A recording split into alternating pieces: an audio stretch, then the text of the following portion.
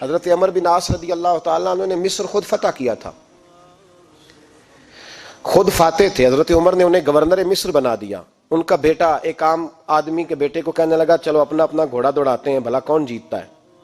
گھوڑے دوڑے، عام آدمی کا بیٹا جیت گیا. گورنر صاحب کے بیٹے نے درہ اٹھایا اور درہ اٹھا کر کے اس جیتنے والے غریب آدمی کی کمر پہ درے مارے. اس کو جب درے لگے تو بیٹے نے گھر آ کے باپ کو اپنی لہو لوہان کمر دکھائی. باپ کے دل میں بڑی قدر ہوتی ہے اولاد کی. درجے تو لوگ ماں کے بیان کرتے رہتے ہیں، لیکن جتنا باپ پیار کرتا ہے اس کا بھی تقاضا کوئی کر نہیں سکتا. والد نے جب دیکھا نا لہو لوہان ہے گردن، تو والد چیخے، روئے، اور پھر پتہ نہیں اگلے 1.5 منٹ میں اس بچے کے والد کو کیا ہوا. اس نے آنسو پونچھے اور بیٹے کو کہنے لگا میرے گھوڑے کے پیچھے بیٹھ. کہا کدھر جانا ہے؟ فرمانے لگے یہ ظلم کا دور نہیں، یہ عمر کا دور ہے. ہاں ایسی بات ہے کوئی جو مرضی کر جائے؟ بیٹھ میرے گھوڑے پہ. آدھی رات کے وقت پہنچے مدینے اور باہر جا کے وہ آدمی پکارنے لگے، کہنے لگے عمر باہر آؤ، نکلو خوابگاہ سے. جب غریبوں پہ ظلم ہو تو پھر حکمرانوں کو سونے کی اجازت نہیں ہوا کرتی. باہر آؤ. فاروق اعظم آدھی رات کو اٹھ کے آئے. کیا ہوا؟ کہا عمر دیکھ یہ بیٹا جو میں نے اپنے منہ کے نوالے کھلا کھلا کے پالا ہے، ذرا میرے لال کی پشت دیکھ. تیرے دور حکومت میں یہ حال ہوگا. حضرت فاروق اعظم نے کہا جاؤ بلا کے لاؤ فاتح مصر کو. حضرت عمر بن عاص بیٹے سمیت آئے. جناب فاروق اعظم فرمانے لگے مجمع میں کھڑا کر کے، فرمایا کیوں مارا تو نے اس کو؟ گردن جو گئی. فرمایا تو گورنر کا بیٹا تھا اس لیے مارا ہے؟ اس غریب آدمی کے بچے کو کہا درے پکڑ اور گورنر کے بیٹے کو اس کے سامنے مار، اور اتنے مار کے اسے سمجھ آئے. جب اس کو درے لگ رہے تھے تو لوگ دیکھ رہے تھے. تھوڑی دیر گزری تو حضرت سیدنا عمر فاروق رضی اللہ تعالیٰ عنہ نے فرمایا گورنر مصر کو بھی سزا دو، اس کے کپڑے اتروا کے اسے ٹانٹ کا لباس پہناؤ. لوگ کہنے لگے حضور گورنر صاحب کی کیا غلطی؟ سنو اور یاد رکھنا. حضرت فاروق اعظم کہنے لگے اس بچے کے دل میں بات ڈالی کس نے کہ تو گورنر کا بیٹا ہے؟ کس نے بات ڈالی کہ تو چودھری کا بیٹا اور باقی کمی ہوتے ہیں؟ کس نے سکھایا اسے؟ وہ طاقتیں بھی ہم کچھ لیں گے جو سکھاتی ہیں کہ فلانا بڑا ہے فلانا چھوٹا ہے. فرمایا نا، جب کوئی رسول اللہ کا کلمہ پڑھ لیتے ہیں وہ برابر ہو جایا کرتے ہیں. اس کو کس نے سکھایا؟ کس نے سکھایا اس کو؟ گورنر کو بھی. اور پھر حضرت عمر نے تاریخی جملہ کہا حضرت عمر بن عاص کی طرف دیکھ کے، فرمایا جب اللہ نے ان لوگوں کو آزاد پیدا کیا ہے تم نے کیوں غلام بنا لیا ہے؟ جب رب نے آزاد پیدا کیا تم نے کیوں غلام بنایا ہے؟ عزیزو یاد رکھو جب انصاف کا بول بالا ہوتا ہے پھر کوئی آدمی ڈرتا ہے. یہاں انصاف نہیں ملتا.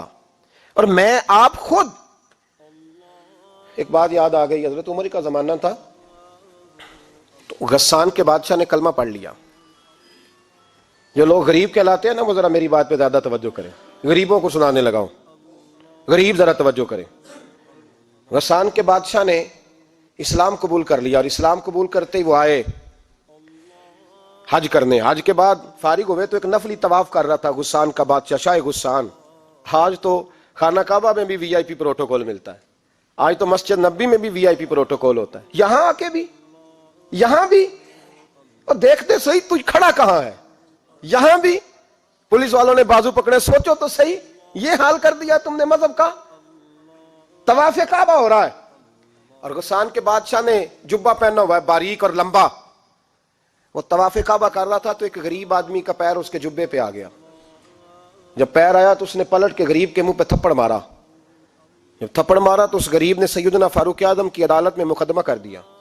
کہا بادشاہ نے تھپڑ مارا ہے. حضرت عمر فاروق رضی اللہ تعالیٰ عنہ نے بادشاہ کو بلایا.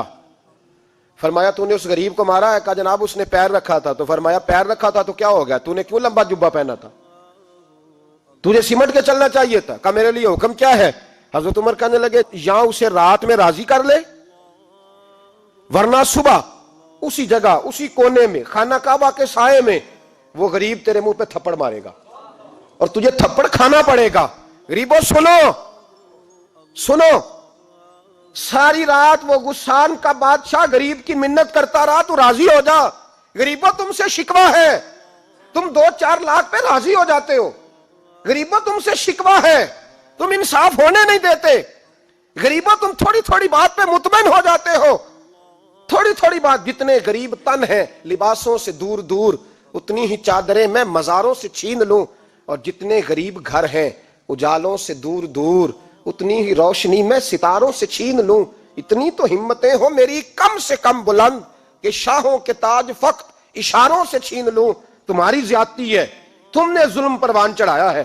جب تم چودھری کے کہنے پر, ایم این اے کے کہنے پہ راضی ہو جاتے ہو, تم انصاف ہونے نہیں دیتے. ڈٹنا سیکھو, کھڑے ہونا سیکھو.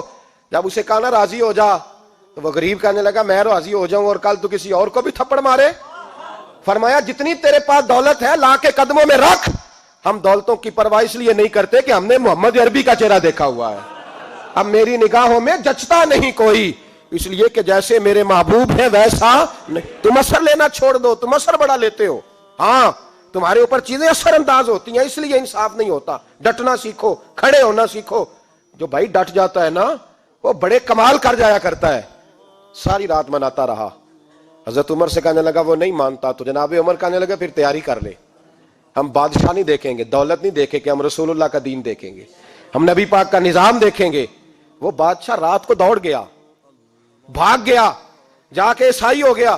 لوگوں نے کہا اتنا قیمتی آدمی عمر نے ضائع کر دیا. فرمایا چپ کرو, میں نے کوئی چیز ضائع نہیں کی, میں نے تو اپنے رسول کا دین بچا لیا ہے.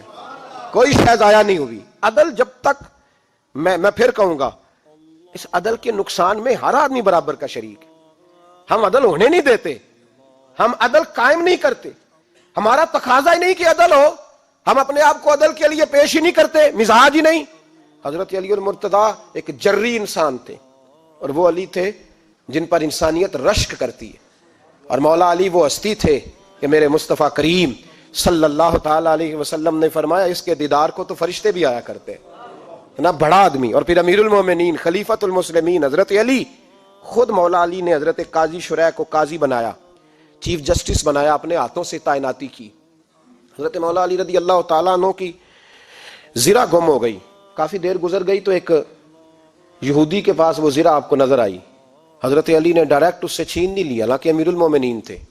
ہمارے ہاں ڈنڈا بھی بڑا چلتا ہے نا, جو طاقتور ہوتا ہے وہ تو تھانے جاتا ہی نہیں, اس کو ضرورت نہیں, اس نے تو بندے رکھے ہوئے ہیں, اس کو تو پتہ ہے کام کیسے لینا ہے. لیکن حضرت علی نے آئینی رستہ اختیار کیا, قانونی رستہ.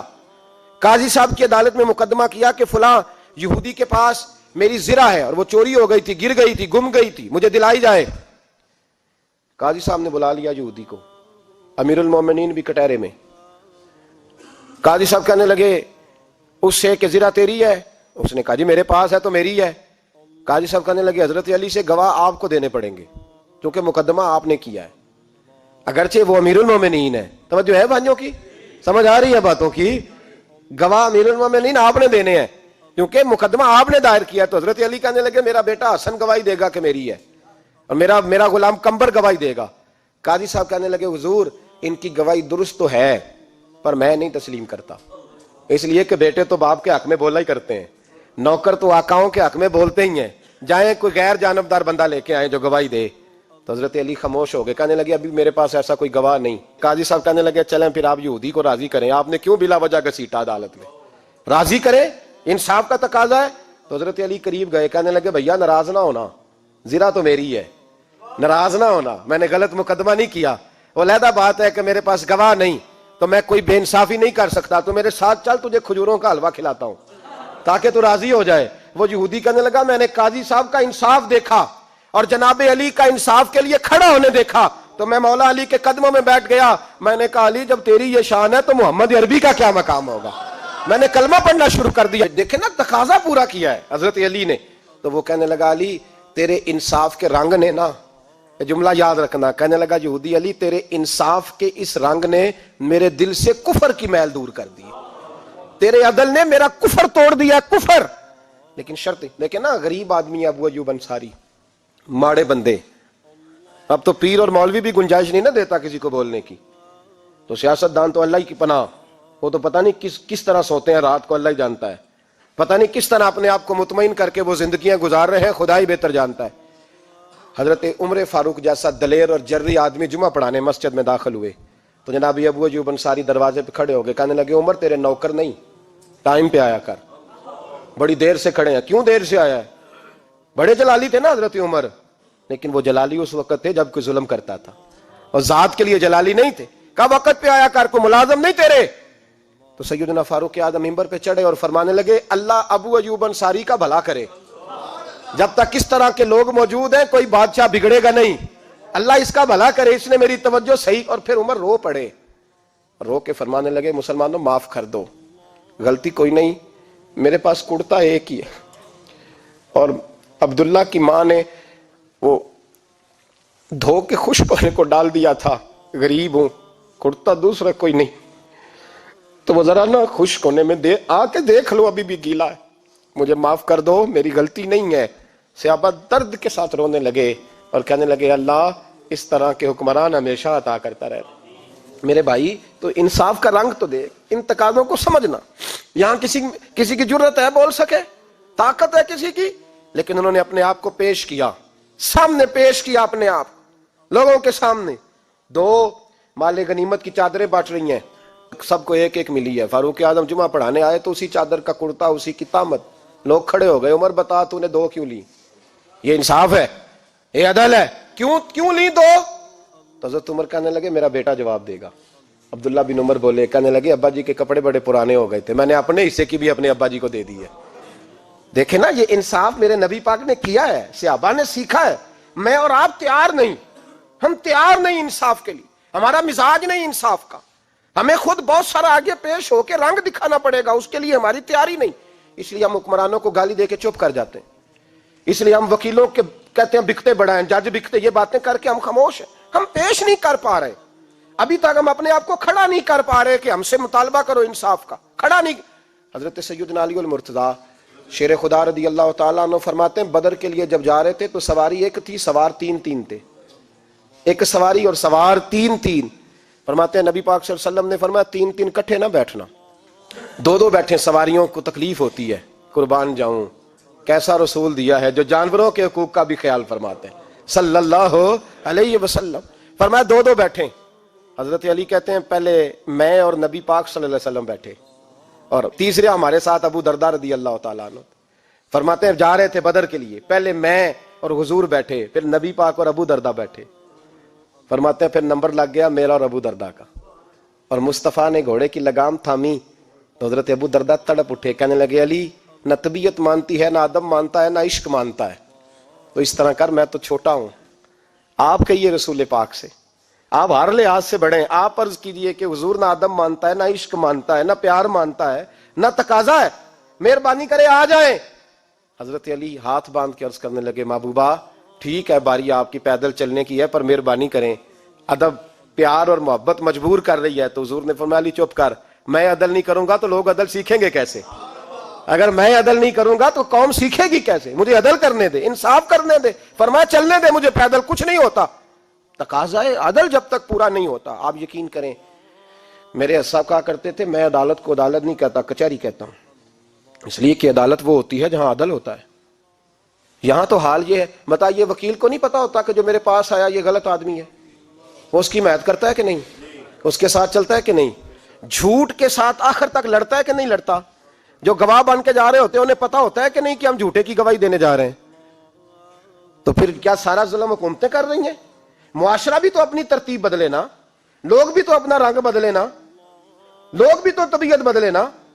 کون منتخب کرتا ہے انہیں ظالموں کو؟ عوام، اور پھر اس کے بعد شکوہ بھی عوام ہی کرتی ہے۔ خدا را تقاضے سمجھو، مزاج سمجھو، طبیعت سمجھو اسلام کی۔ میرے نبی پاک صلی اللہ علیہ وسلم نے عدل کا بول بالا کیا، ہر مقام پر، ہر نقطے پر رسول پاک صلی اللہ علیہ وسلم نے عدل اور عدل کی آواز بلند فرمائی۔ کوئی مقام ایسا نہیں، آپ پڑھیے کتابیں، اگر ایک کلمہ پڑھنے والے اور یہودی کا فیصلہ آیا ہے اور نبی پاک صلی اللہ علیہ وسلم نے یہودی کو حق میں سمجھا ہے تو نبی پاک نے یہودی کے حق میں فیصلہ دیا۔ وہ منافق بگڑ گیا ہے، حضرت عمر کے پاس گیا ہے، لیکن حضور نے فرمایا جہاں جاتا ہے جا، فیصلہ وہی کیا جائے گا جو عدل پہ مبنی ہوگا، جو انصاف پہ مبنی ہوگا۔ ہماری طبیعتوں کے اندر سے وہ جو جس سٹیج پہ کوئی بیٹھا ہے وہ وہاں بڑا ہے، وہ جہاں بیٹھا ہے وہ سلطنت کا مہاراجہ ہے، وہ کہتا ہے نہیں میرے پاس سارا کچھ ہے، یہاں تو میں اختیارات استعمال کروں گا، وہ استعمال نہ ہوئے تو پھر دولت استعمال کروں گا۔ تو جب اجتماعی مزاج قوم کا بگڑتا ہے پھر معاشرے میں نا انصافی عام ہوتی ہے، پھر ظلم عام ہوتا ہے، پھر بے راہ روی کا شکار۔ اور میرے نبی پاک صلی اللہ علیہ وسلم کی حدیث سن لے ذرا، جا کے سننا یہ والی روایت، اور اسے یاد کر لینا، اس کا رٹا لگا لینا۔ حضور نے فرمایا تھا جس معاشرے میں بے حیائی عام ہوگی وہاں ایسی بیماریاں پیدا ہوں گی جن کا علاج ہی کوئی نہیں ہوگا. اور حضور نے فرمایا جس قوم کے اندر انصاف نہیں ہوگا وہاں قتل عام ہوگا. انصاف نہیں، جب تک مجرم کو سزا نہیں ملتی، جب تک مجرم کو سزا نہیں ملتی اتنی دیر تک لوگوں کے لیے وہ نشان عبرت نہیں بنتا، اتنی دیر تک لوگ باز نہیں آتے. یاد رکھیں جب انصاف ہوگا، عدل ہوگا، اور عدل کرنے والے جب عدل کریں گے اور انصاف کا دامن تھامیں گے. پہلی بات تو یہ ہے کہ ہم اپنے آپ سے ورا کریں بہت ساری چیزوں کو. ہم دیکھتے ہیں حکومت نے چھوٹی چھوٹی کمیٹیاں بنا دی ہیں مصالحتی کمیٹیوں کے لیے، بین المذاہب کمیٹیاں، بڑا کچھ بن گیا ہے، لیکن لوگ گروہ بندی کا شکار ہیں، گروہی تعصبات ہیں. دیکھتے ہیں کہ ہمارا ووٹ کس طرف ہے، ہمارا مزاج کس طرف ہے، اس رنگ میں ملت کا اجتماعی نقصان ہو جائے، شرازہ بکھر جائے. اور میں شروع میں کہہ چکا ہوں، امام حسن فرمایا کرتے تھے اگر غریب پر ظلم نہ روکا جائے گا تو وہ ظلم امیر کے دروازے تک بھی جائے گا.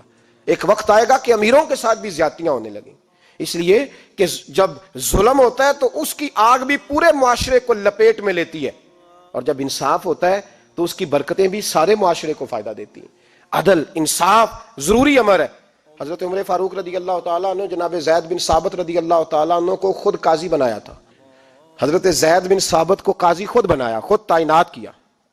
حضرت ابی بن کعب رضی اللہ تعالیٰ عنہ نے نا حضرت عمر پر مقدمہ کر دیا حضرت زید بن ثابت کی حکومت میں، خود حضرت عمر پر.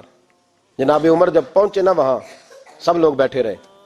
ایک شخص کہنے لگا تم اپنے امیر کے لیے کھڑے نہیں ہوئے، تو زید بن ثابت کہنے لگے چپ کر جا، ان پر مقدمہ ہے، وہ حساب دینے آئے ہیں، امیر المومنین بن کے نہیں آئے.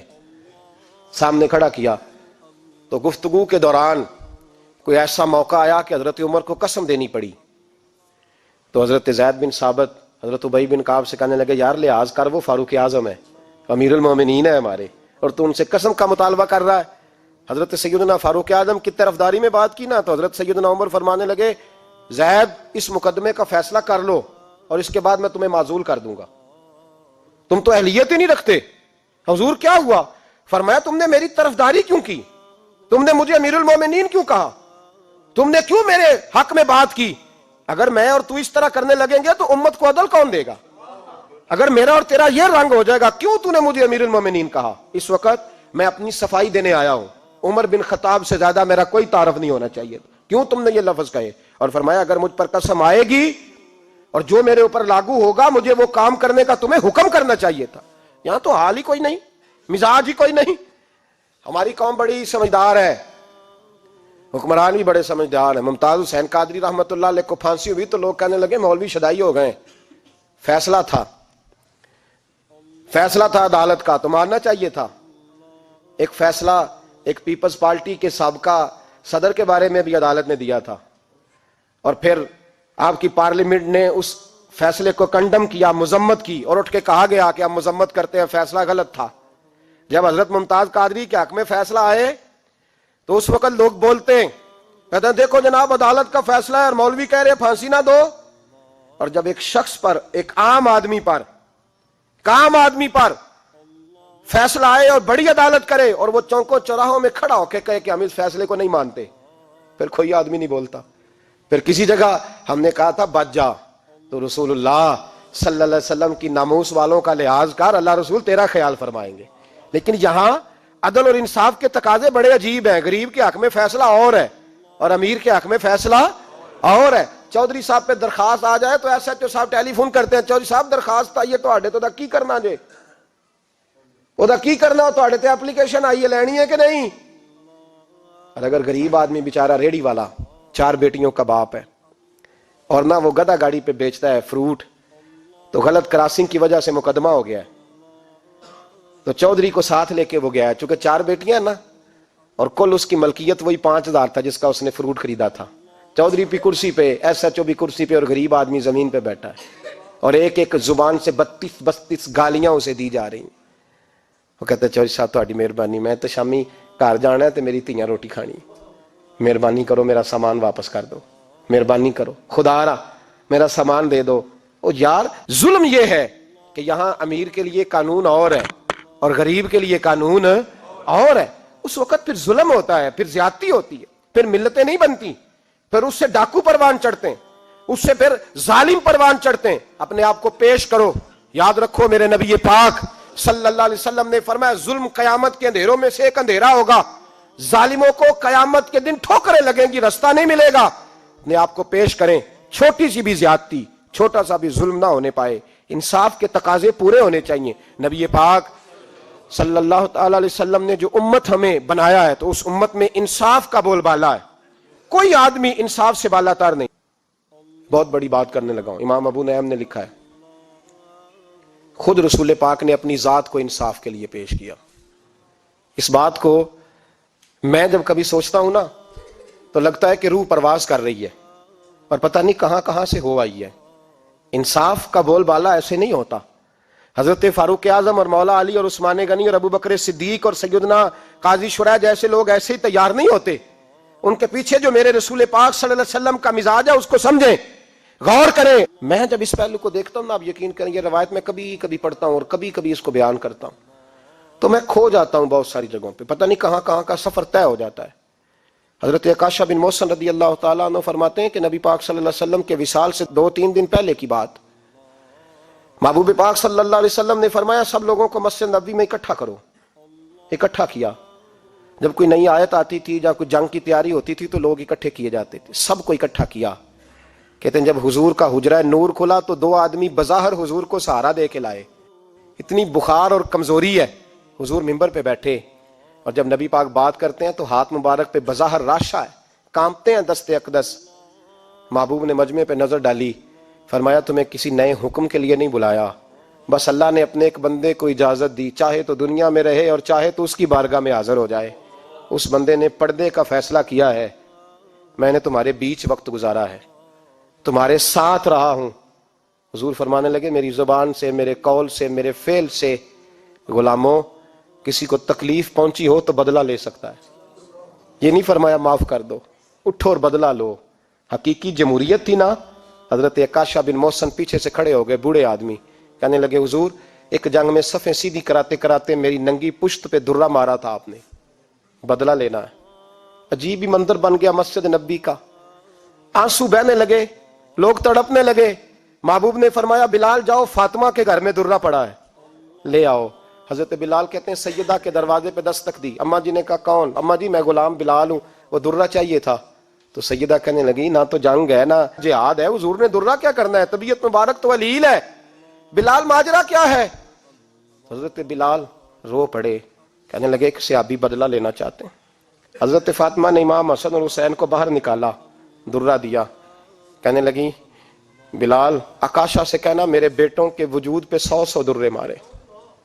انہوں نے فاطمہ کا دودھ پیا, سی کوئی نہیں کریں گے لیکن حضور تک کوئی نہ جائے, اور میں نے ویسے بھی حضور پر قربان کرنے کے لیے پیدا کیے. سیدنا بلال حبشی رضی اللہ تعالیٰ عنہ فرماتے ہیں میں روتا ہوا درہ لیا, شہزادے لیے, اور میں جب حاضر خدمت ہوا نا حضور کے دروازے پہ داخل ہوا, محبوب پاک صلی اللہ علیہ وسلم نے امام حسن اور حسین کو دیکھا تو حضور رو پڑے, فرمانے لگے انہیں بٹھا دو, مجھے پتا ہے فاطمہ نے کیا کہہ کے بھیجا, بٹھاؤ.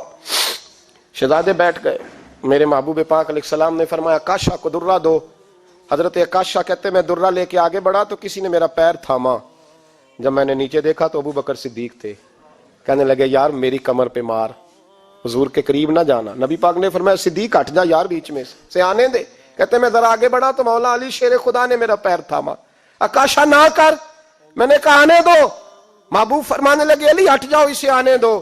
حضرت علی شیر خدا بھی ہٹ گئے. جناب عکاشہ قریب آئے, کہا حضور ذرا کمر سے کپڑا تو ہٹائیں, میری پشت اس وقت بغیر کپڑے کی تھی. محبوب نے کپڑا ہٹایا اور جناب عکاشہ نے درہ جو اٹھایا تو صحابہ کی چیخیں نکل گئی, رونے لگے اور نہ کرنا یار نہ کرنا. جناب عکاشہ نے درہ دور پھینکا اور حضور کے وجود کو چومنے لگے. کہنے لگے کس نے درہ مارنا تھا, میں تو جاتے جاتے حضور کا بوسہ لے کے اپنے لیے جنت اکٹھی کرنے جا رہا تھا. میرے محبوب پاک صلی اللہ علیہ وسلم نے فرمایا جس نے جنتی دیکھنا ہو میرا عکاشہ دیکھے. امت کو درس دیا, امت کو درس دیا. پیش کر اپنے آپ کو انصاف کے لیے, آگے بڑھ, پیش کر اپنے آپ کو انصاف کے لیے اور کھڑا ہو جا عدل کے لیے. ان اللہ یأمر بالعدل والاحسان, اللہ تمہیں حکم دیتا ہے عدل کا. میرے مصطفیٰ کریم صلی اللہ علیہ وسلم نے خود, حالانکہ وہ درہ جو محبوب پاک صلی اللہ علیہ وسلم نے ان کو مارا وہ عمدن نہیں تھا, وہ تو صفیں سیدھی ہو رہی تھی, کہا تم بھی آگے ہو جاؤ, تم پیچھے ہو جاؤ, روٹین ہوتی تھی. بھائی میرے محبوب صلی اللہ علیہ وسلم یہ پیغام دے کے گئے ہیں امت کو, عدل کا دامن تھام, انصاف سے زندگی گزار, انصاف کے ساتھ وقت گزار. اور اگر تو انصاف نہیں کر, محمود غزنوی بیٹھے ہیں, ایک بندہ تڑپتا اور روتا ہوا آ گیا, روتا ہوا, کہا کیا ہوا؟ کہنے لگا حضور میں غریب ہوں. اور ایک بات اس طرح بھی ملتی ہے کہ عورت تھی اور بی بی آ کے کہنے لگی حضور میں غریب نہیں ہوں, 3-4 بیٹیوں کی ماں ہوں, خامد فوت ہو گیا. شاہی خاندان کا ایک نوجوان میرے گھر آتا ہے اور میری بیٹیوں کے ساتھ ظلم کرتا ہے, مہربانی ہو جائے. محمود غزنوی کہنے لگے تو جا, سپاہیوں سے کہنے لگے بی بی دوبارہ آئے تو میں سویا ہوا بھی ہوں تو مجھے اٹھا لینا. کہا جیسے ہی وہ تمہارے گھر میں آئے مجھے بتانا. بی بی کہتی ہے تیسرے دن میں دوبارہ گئی, دروازے شاہی پہ دستک دی تو محمود فوراً نکلے, لباس پہنا جنگ کا, نیزہ, تلوار, تیر, کمان, گھوڑے پہ بیٹھے میرے ساتھ چلے. اور کہتے ہیں جب اندر داخل ہوئے تو وہ نوجوان گھر کے اندر تھا. محمود غزنوی نے اندر جاتے ہی کہا جلدی سے چراغ بند کرو, دیا گل کر دیا, چراغ بند کر دیا, اور محمود نے 2 وار کی اور نوجوان کی گردن اڑا دی. جب قتل ہو گیا تو محمود نے کہا پانی لاؤ, اور بی بی کہتی ہے میں پانی لائی, 1 پیالہ, 2 پیالے, 3 پیالے, 5 پیالے پی گئے محمود پانی کے, پیتے ہی جا رہے. میں نے کہا بادشاہ کیا ہوا؟ تو محمود رونے لگا, کہنے لگا تجھے انصاف مل گیا نا؟ کہا مل گیا. تو محمود کہنے لگے یہ میری سگی بہن کا بیٹا تھا اور میری بیوہ بہن کا اکیلا بیٹا تھا. جب تو میرے گھر آئی کہ شاہی خاندان کا نوجوان آتا ہے تو میں نے تحقیق کی تو مجھے پتا چلا کہ وہ تو میرا اپنا بھانجا ہے. میں نے قسم کھائی تھی کہ جب تک تجھے انصاف نہیں ملے گا میں پانی نہیں پیوں گا, پانی نہیں پیوں گا. پانی اس لیے مانگا ہے کہ پیاس سے مر رہا ہوں, اور دیا اس لیے بند کیا ہے کہ بہنیں بڑی پیاری ہوتی ہیں نا, اور پھر بہن بیوہ ہو اور بیٹا اس کا یتیم ہو اور اکیلا ہو پھر رنگ اور ہوتا ہے نا. اس لیے چراغ گل کر کے میں نے اسے قتل کیا ہے کہ اگر مارنے لگوں تو کہیں بہن کا چہرہ نہ میری آنکھوں کے سامنے آئے, کہیں بھانجے کا تصور دیکھ کر میں اسے چھوڑ نہ دوں. ان اللہ یأمر بالعدل والاحسان, جب تک عدل اور انصاف ہوتا رہتا ہے, معاشرہ سکون سے بھرا رہتا ہے. یاد رکھو جس معاشرے میں عدل نہیں ہوتا, جس معاشرے میں انصاف نہیں ہوتا, جس معاشرے کے اندر لوگ اپنے آپ کو بالا تر سمجھنے لگتے ہیں, جس معاشرے کے اندر ہمارا تو یہ حال ہے کہ باہر سے آ کر ہمارا دشمن حملہ کر کے لوٹ جاتا ہے, ہمیں پتہ ہی نہیں چلتا, بس ٹھیک ہے مار گئے چھٹی ہو گئی. جس معاشرے کی بے حسی کا یہ عالم ہو کہ درجنوں لوگ قتل ہوں. اور میں دکھ سے یہ باتیں کرتا ہوں, دکھ سے. ایک دن نا اخبار پہ 4 قتلوں کی خبر بھی لگی ہوئی تھی اور ایک سیاستدان کی ممکنہ شادی کی خبر بھی لگی ہوئی تھی. کلیجہ پھٹتا ہے بات کرتے.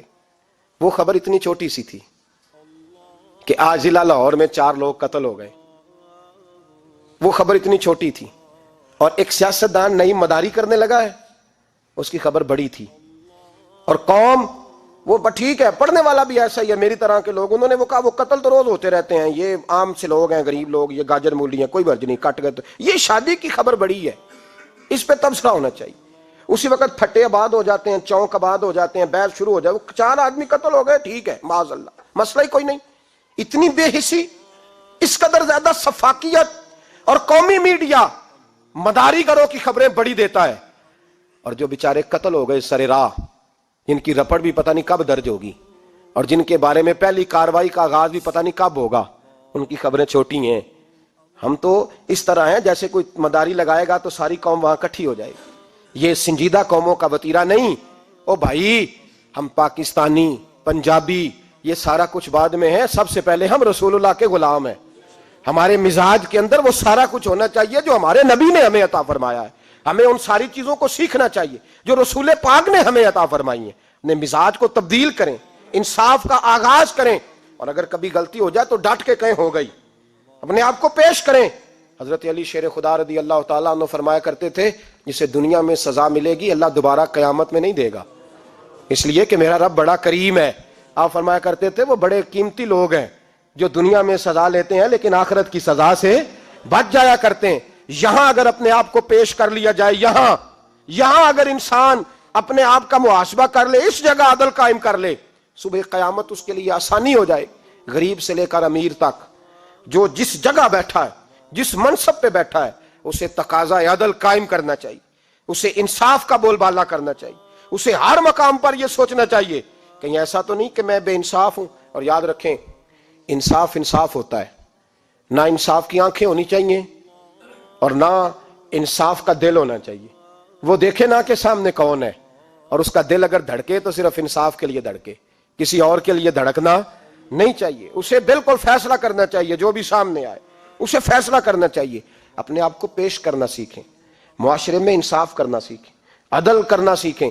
ہمارے ہاں انفرادی سطح پہ جب شروع ہوگا یہ کام، انفرادی سطح پہ، پھر وہ اجتماعی، آپ یقین کریں لوگ گفتگو کی حد تک بھی انصاف نہیں کرتے۔ کوئی آدمی اگر صحیح کہہ رہا ہے نا بات، لیکن ہمارے مفادات کو ٹھیس پہنچ رہی ہے، تو اس کی مخالفت کرنا ہم ضروری سمجھتے ہیں، کہتے ہیں بات صحیح کر رہا ہے، پر چونکہ میرے مفادات کی نہیں، لہذا میں اس کو اس بات میں آگے بڑھنے کی اجازت نہیں دوں گا۔ 2-4 دن پہلے ایک صاحب مجھے سمجھانے لگے، کہنے لگے معاملات تھوڑے آگے بڑھ رہے ہیں، اب تو چیزیں بڑی ساری صحیح ہو گئی ہیں، علماء کو نرمی کرنی چاہیے۔ اور میں نے کہا کس بات کی نرمی؟ ہماری آواز تو اتنی مؤثر ہے ہی نہیں، ہم نے تو کبھی دعویٰ ہی نہیں کیا کہ ہماری وجہ سے بڑا انقلاب آ رہا ہے۔ اگر کونوں میں بیٹھ کے مسجدوں میں رسول اللہ کے نام کی دعائی دیتے تو اتنا تو موقع دو نا ہمیں، کم از کم اتنا تو کرنے دو۔ اور وگرنہ اگر ہم سے پوچھو تو مرحوم کہہ گئے تھے جتنے غریب گھر ہیں اجالوں سے دور دور، اتنی ہی روشنی میں چراغوں سے چھین لوں، اور جتنے غریب تن ہیں لباسوں سے بے نیاز، اتنی ہی چادریں میں مزاروں سے چھین لوں۔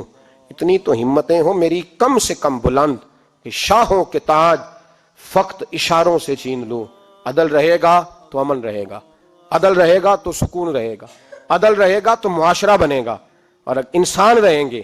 اور اگر بے انصافی ہوگی تو بھیڑیے پلیں گے، درندے پلیں گے۔ یاد رکھنا انسانوں کی بستی اس وقت تک قائم رہتی ہے جب تک اس میں انصاف رہتا ہے، اور جب انصاف رخصت ہوتا ہے پھر بھیڑیوں کا راج ہوتا ہے۔ اگر چاہتے ہو کہ دنیا میں انسان رہے پھر انصاف کرنا پڑے گا، اور اگر بھیڑیوں کو موقع دینا ہے تو ٹھیک ہے، پھر کسی طرف نہ دیکھیں، اپنے آپ کو سجائیں، سواریں، دل کو روشن کریں، ادھر بڑھیں جدھر انصاف زیادہ ہے۔ اللہ اپنے محبوب کی سچی غلامی عطا فرمائے۔ آخر دعوانا الحمدللہ۔